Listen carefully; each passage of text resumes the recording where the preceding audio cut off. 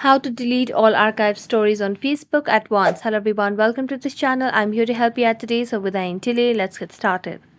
So first of all, launch the Facebook application on your device, and as you launch the Facebook application, make sure that you're logged into your account. As you're logged into your account, tap on your profile at the top right corner of the screen. Here select on the gear icon, and as a tap on the gear icon it will lead us to settings and privacy. So let's do that and simply scroll down and tap on the option of activity log over here. So let's just tap on this option, and as a tap on activity log, here you'll be able to see the option of archive at the top left corner of the screen. So select on archive and then select on the option of, here you'll have the option of story archive. So let's tap on story archive. As you do that, you'll be able to see all the story archives that you have on your Facebook.